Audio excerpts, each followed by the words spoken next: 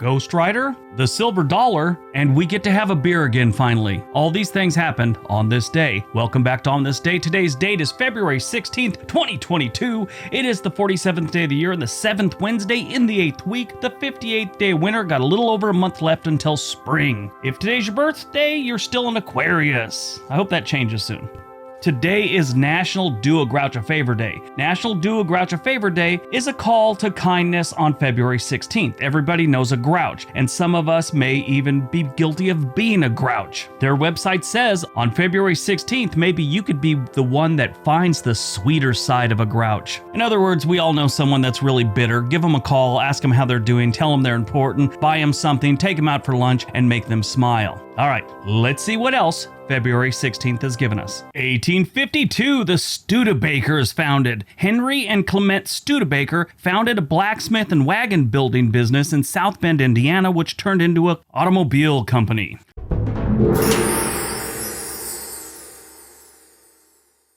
The Studebaker was around for a long time. Now, they didn't start making cars until 1857, or back then they used to call it horseless carriage. What happened was in 1895, John M. Studebaker's son-in-law, whose name was Fred Fish, not even kidding, sounds like a cartoon character. Anyway, he urged the development of a practical horseless carriage, but Peter Studebaker wasn't going for it. He was like the CEO at the time. But upon his death, Fish became the chairman of the executive committee, and in 1897, the firm had an engineer working on a motor vehicle, and the first Studebaker was electric, not gasoline. The first electric Studebaker rolled off the assembly line in 1902, and they continued to make these until 1911, when they finally switched over to gasoline-powered vehicles. They had about 3 years' experience making gasoline-powered vehicles, and then World War I broke out in 1914, and they got big contracts with the British government. This turned Studebaker into a serious company. Like everyone else, Studebaker took it in the pants when the Great Depression happened in the 1930s, but they recovered nicely when World War II rolled around. They created this thing called the M29 Weasel. It was very interesting. Little, tracked vehicle that could carry some men. It was basically a Jeep with some tracks on it, like a tank, which meant it could go anywhere. Jeeps sometimes get stuck in the mud or whatever. This little Weasel thing could go just about anywhere. They also made engine parts for the B-17. They made a Studebaker cargo truck for the military. They also did some other things during World War II, and it really helped the company get out of the Great Depression era. After World War II, they built some pretty unique cars.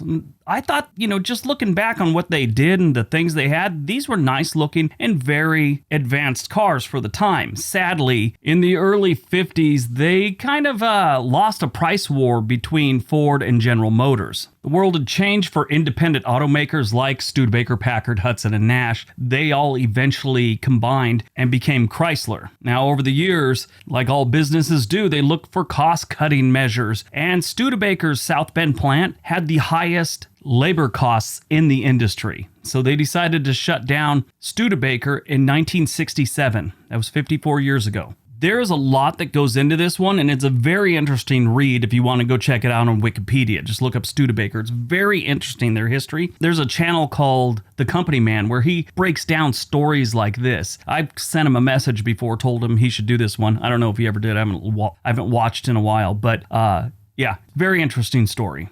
1862, American Civil War General Ulysses S. Grant captures Fort Donelson in Tennessee. 1874, the silver dollar becomes legal tender. I have 100 of them. I love those things. I don't know why. 1933, Prohibition ends and everyone gets to drink again.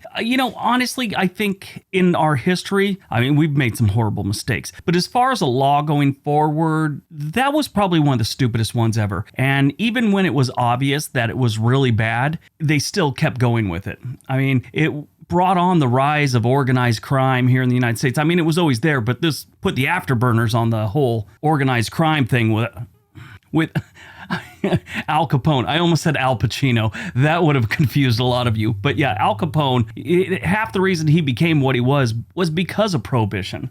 1937, Wallace H. Carruthers receives a United States patent for nylon. 1946, the first commercial helicopter flight goes down. That's interesting. I didn't think that happened until the 50s. 1960, the U.S. Navy submarine USS Triton begins Operation Sandblast. It leaves New London, Connecticut to begin the first submerged circumnavigation of the globe. Yeah, all the way around the globe underwater. 1961, the Explorer program, Explorer 9, known as S-56A, is launched. 1996, a Chicago-bound Amtrak train, the Capital Limited, collides with a commuter train bound for Washington, D.C., killing 11 people. We just had one out in Montana, a derailment, killed a couple people, just last year, I believe. 2005, the National Hockey League cancels the entire 2004-2005 regular season and its playoffs. That was kind of devastating. They had a little string of that, the professional sports, where they were shutting down for whole seasons. I know Major League Baseball had a work stoppage in 1994, and they're kind of in the middle of one right now. The NBA had a lockout in 2011 and in 98 and 99. And even the National Football Leagues had a couple, like a strike in 87 and 82 and 74 too. I don't know, from a fan's point of view or someone that's not making millions of dollars, I don't know the whole situation, but it just seems kind of silly when most of the people in the league are making at a minimum like $500,000 a year, play a game that only takes up half the year. It just seems a little silly to the outsider that they'd actually go on strike, but I get it. I mean, I don't know all the finances, so I'm sure they got good reasons for it. But really, the fans are the ones that always suffer from it.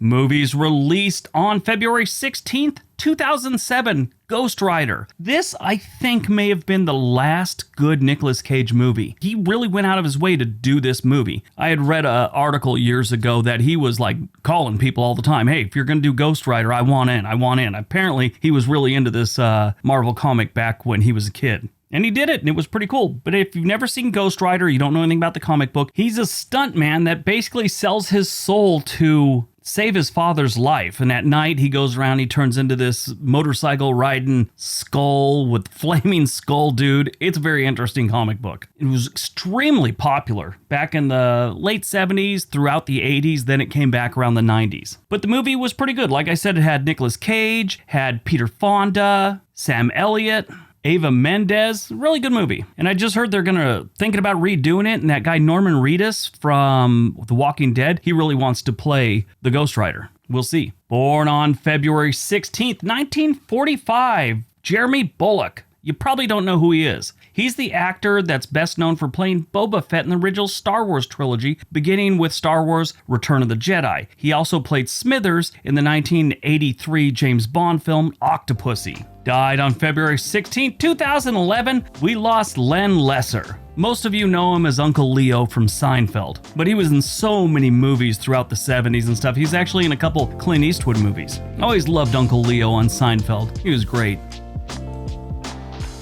All right, that's today's video. Hope you guys enjoyed it. Hope you got some information out of it. Now go out, have a great day, be nice to each other.